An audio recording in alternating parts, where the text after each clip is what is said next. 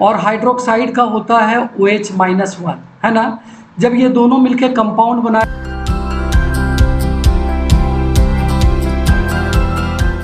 नमस्कार बच्चे लोग, कैसे हो आप लोग के लिए मैंने 10 मोस्ट इंपॉर्टेंट इक्वेशन लेकर आया हूँ फिलहाल फर्स्ट पार्ट में। और ये आपका CBSE क्लास 10th के केमिस्ट्री बुक से लिया गया। कई बार ऐसा होता है कि बहुत इंपॉर्टेंट क्वेश्चन आपसे पूछे जाते हैं इक्वेशंस की। अगर बात मैं करूँ तो उसमें कई बच्चे जो हैं कंफ्यूज हो जाते हैं, कुछ बच्चों के इक्वेशन जो है याद नहीं हो पाता है, कुछ बच्चों के इक्वेशन याद होने के बावजूद भी वो लिख नहीं पाते। इस चीज़ को ध्यान रखकर मैं अलग अलग पार्ट में, छोटा छोटा पार्ट में, ऐसे तो वीडियो बहुत लंबा हो जाता, इसलिए छोटा छोटा पार्ट में मैं आपके लिए लेकर आया हूँ।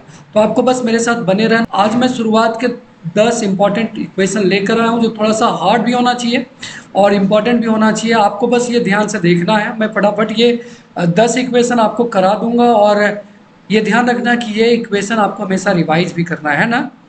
चलिए इक्वेशन नंबर फर्स्ट की बात करते हैं बच्चा। BaOH, जहाँ तक इसका नाम की बात करूँ तो इसको कहते हैं बेरियम हाइड्रोक्साइड। देखो छोटा छोटा चीज़ आपको पता होना चाहिए। क्या क्या? तो एक तो बेरियम का बैलेंसी होता है बच्चा +2 और हाइड्रोक्साइड का होता है OH-1, है ना। जब ये दोनों मिलकर कंपाउंड बनाएगा तो that is criss cross forms BaOH, ये चीज़ पता होना चाहिए आपको। तो यहाँ पर देखो BaOH, NH4Cl, NH4 का -1 होता है।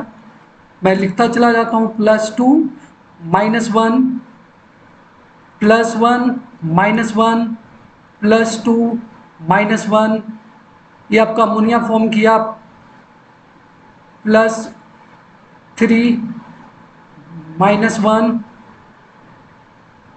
और ये आपका H2O +1 -2, ठीक है ना।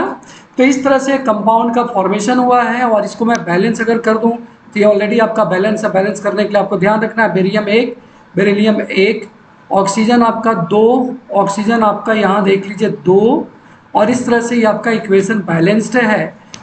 इक्वेशन के बाद की बात करूं तो ये आपका इंडोथर्मिक इक्वेशन है। कैसा है?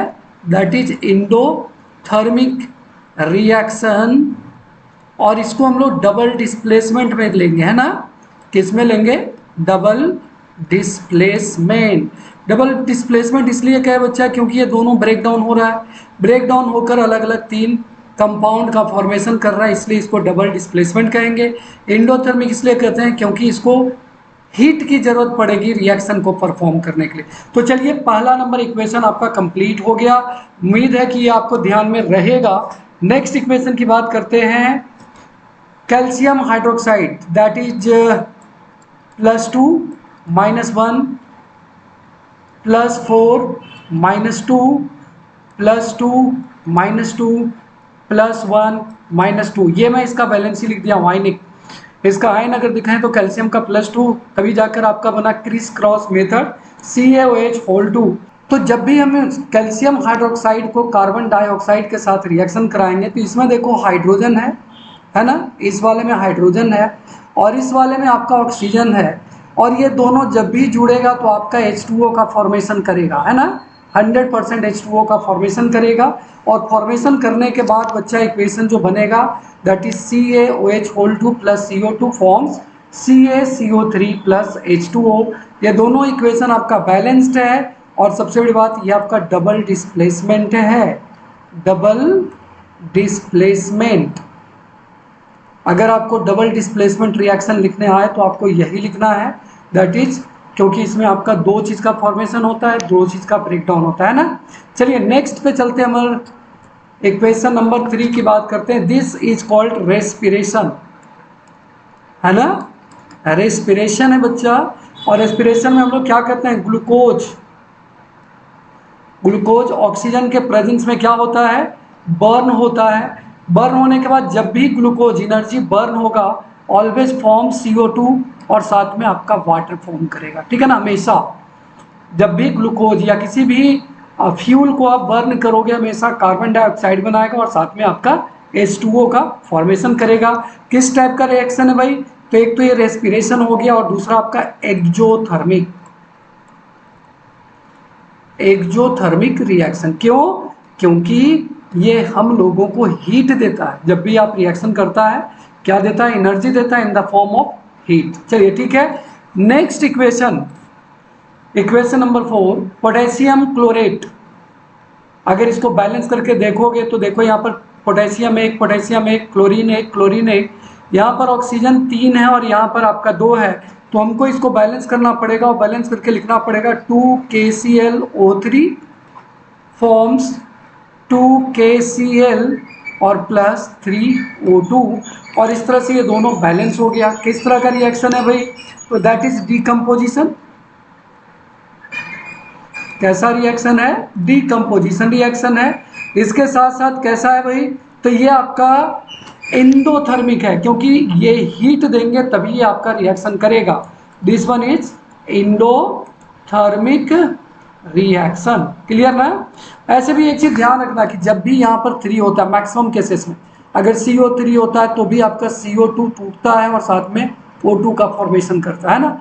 तो यहाँ पर भी ClO3 100% ये टूटेगा, ब्रेकडाउन होकर साथ में आपका ऑक्सीजन का फॉर्मेशन करेगा। हीट जब भी देंगे तो there is breakdown. Next, CO+H2 most important, बहुत ज़्यादा इंपॉर्टेंट ये रिएक्शन है। इसका अगर हम लोग बैलेंस कर दें तो बैलेंस होगा आपका CO+2H2 forms CH3OH। This is called methyl alcohol. इसको क्या बोलते हैं? मिथाइल अल्कोहल बोलते हैं। Very important equation. ये बैलेंस हो चुका है। कार्बन एक, हाइड्रोजन 4, ऑक्सीजन एक। तो ये बैलेंस हो चुका है। ये ध्यान रखना कि ये रिएक्शन तभी परफॉर्म होता है जब आप इसको टेम्परेचर देते हो 300 डिग्री सेल्सियस, साथ में एटमॉस्फेरिक प्रेशर देते हो 300 ATM, और साथ में कैटलिस्ट देते हो ZNO और chromate CrO3। These all are the catalyst. Catalyst के बारे में आपको तो पता ही है, जो रिएक्शन को प्रमोट करता है। तो ये आपका कैसा रिएक्शन कहलाएगा? कॉम्बिनेशन रिएक्शन कहलाएगा, है ना? कॉम्बिनेशन। इसके साथ साथ इंडोथर्मिक, क्योंकि हीट दे रहे हैं हम लोग, तो दैट इज इंडोथर्मिक। बच्चा इसमें एक चीज और ध्यान रखना कि अगर आप इसको मिक्स करोगे, अगर आप सिर्फ मिक्स्ड करते हो, ये नहीं देते हो, तो इस केस में बच्चा ये वाटर गैस का फॉर्मेशन करता है। वाटर गैस क्या होता है? वाटर गैस का फॉर्मूला ही होता है CO+H2। और ये करता क्या है? तो ये आपका फ्यूल के रूप में काम आता है। किस रूप में? इंडस्ट्री में फ्यूल के रूप में काम आता है। चलिए, इक्वेशन नंबर 5 आपका हो गया। Next equation very important, Fe+H2O forms Fe3O4+H2। इसको भी अगर हम लोग बैलेंस करें तो बैलेंस करने के बाद क्या बनेगा? 3Fe+4H2O फॉर्म्स Fe3O4 और साथ में H2।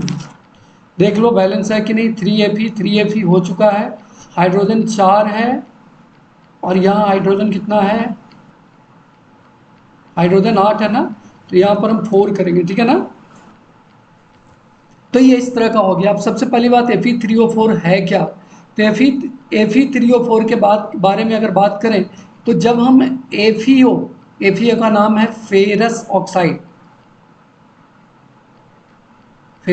ऑक्साइड, और Fe2O3 जिसको बोलते हैं फेरिक ऑक्साइड, जब दोनों को आप मिक्स करते हो, दोनों को ऐड करते हो, तो Fe3O4 का फॉर्मेशन करता है और इस तरह से आपका Fe3O4 प्लस हाइड्रोजन बनाता है ना। इसमें कंफ्यूज नहीं होना। इसका मतलब ये कि इसमें फेरस और फेरिक दोनों मिक्स्ड हो चुका है। दैट इज और का नाम इसका मैग्नेटाइट होता है।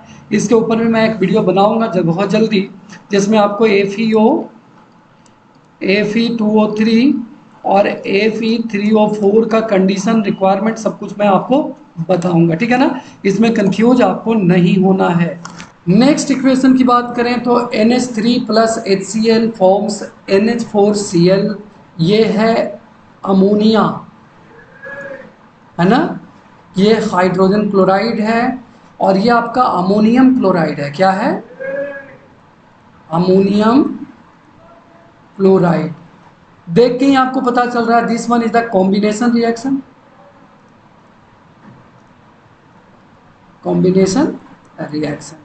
बच्चा इसको बनाने का तरीका यही है। इसके ऊपर +3 है, इसके ऊपर -1 है, +1 है, 1 है। ये करता क्या है कि ये कंबाइन होता है, कंबाइन होने के बाद ये क्या हो जाता है, NH3 के साथ एक हाइड्रोजन ऐड हो जाता है, फॉर्म करता है NH4Cl, अमोनियम क्लोराइड, है ना। नेक्स्ट की अगर बात करें, very important, very important equation, अगर आप FeSO4 को रिएक्ट डिकम्पोज करते हो तो क्या बनाता है, Fe2O3 बनाता है, साथ में SO2 बनाता है और SO3 बनाता है। तो देख के पता चल रहा है, मैंने आपको बताया था कि जो Fe2+ होता है उसका कलर ग्रीन होता है, इसका मतलब FeSO4 का भी कलर कौन सा होगा, दैट इज ग्रीन। फिर आपका इसका कलर थोड़ा सा येलोइश या ब्राउन का टाइप का हो सकता है ना, Fe2O3 का, क्योंकि Fe3 का कलर जो होता है ये आपका येलोइश ब्राउन होता है। आप कलर ऑफ कंपाउंड देख लेना मेरा वीडियो, उसमें आपको ट्रिक दिया गया है कैसे आप कलर को आइडेंटिफाई कर सकते हो। ये आपका ब्राउन कलर हो गया, और साथ में आपका सल्फर डाइऑक्साइड और सल्फर ट्राइऑक्साइड का फॉर्मेशन करता है। यह आपका कैसा रिएक्शन है भाई, तो दैट इज डीकम्पोजिशन, क्योंकि एक चीज टूट कर 3 में बन रहा है। दूसरा चीज कैसा रिएक्शन है, तो दैट इज इंडोथर्मिक, इंडोथर्मिक। आपको इसके बारे में पता होना चाहिए कि जितना भी ब्रेक डाउन होगा, ये एकदम कॉमन सा चीज है कि जो भी कंपाउंड ब्रेक डाउन होगा, इट मस्ट कि there must be given energy. जब तक आप एनर्जी नहीं दोगे तब तक वो आपका कभी भी ब्रेक डाउन नहीं होगा, है ना। चलिए next important, PbNO3 whole 2 forms PbO plus NO2 plus O2। इसको भी आप है जो कर सकते हो। बैलेंस की अगर बात करें तो 2PbNO3 whole 2 forms 2PbO plus 4NO2 और साथ में O2। तरीका सेम है बच्चा। PbNO3 होल 2 इसलिए कर रहे हैं क्योंकि NO3 के ऊपर चार्ज होता है -1, Pb के ऊपर चार्ज होता है +2। इसका मतलब जब दोनों कंपाउंड बनाएगा तो क्रिस क्रॉस करेगा। यहाँ देखो इसके ऊपर चार्ज +2, इसके ऊपर -2, इसलिए बना दिया, और इसी तरह से आपका कंपाउंड का फॉर्मेशन करेगा। तो ये आपका कौन सा कलर हो गया, तो ये कलरलेस होता है, कलरलेस। इसका कलर आपका येलोइश होता है, इसका ब्राउन होता है, ये फ्यूम्स के रूप में होता है। किस तरह का रिएक्शन है, तो दैट इज डीकम्पोजिशन। कैसा रिएक्शन है, तो डीकम्पोजिशन रिएक्शन है, और इंडोथर्मिक, है ना, इंडोथर्मिक रिएक्शन कहलाएगा। क्लियर है ना। इसको समझते चलना है, मैं इसलिए थोड़ा सा डिटेल में बता रहा हूं कि आपको अलग से याद करने की जरूरत नहीं पड़े। नेक्स्ट लास्ट 10 नंबर, AgNO3, फिर से Ag के ऊपर +1, NO3 के ऊपर -1, और कॉपर है, ये आपका कलरलेस होता है, ये आपका ब्राउन कलर का होता है, ब्राउन टाइप का होगा। ये आपका ब्लू सॉल्यूशन होता है क्योंकि Cu2+ का कलर होता है ब्लू, है ना, और साथ में आपका Ag that is silvery grey, है ना। कैसा रिएक्शन है, तो दैट इज डीकम्पोजिशन रिएक्शन कह सकते हैं हम लोग। AgNO3 जो है वो आप डिस्प्लेसमेंट ज़्यादा अच्छा इसका नाम दे सकते हो ना, डिस्प्लेस हो जाता है, डिस्प्लेसमेंट रिएक्शन। क्लियर ना। डिस्प्लेसमेंट क्यों हो जाता है, देखो यहाँ पर NO3 तो था, Ag जो था, Ag आपका हट जाता है, डिस्प्लेस हो जाता है, अलग निकल जाता है, और NO3 आपका बच जाता है। तो बच्चे लोग ये 10 मोस्ट इंपॉर्टेंट जो पहला पार्ट है उसका इक्वेशन मैंने बता दिया। आगे भी जितना इक्वेशन होगा आपके पूरे बुक का, वो सारा इक्वेशन मैं एक एक पार्ट में करके आपको बताता जाऊंगा। आपको वीडियो कैसा लगा कमेंट में ज़रूर बताइएगा, और हाँ, अगर अच्छा लगा तो वीडियो को लाइक कीजिए, शेयर कीजिए, चैनल को सब्सक्राइब कीजिए। चलिए, थैंक यू।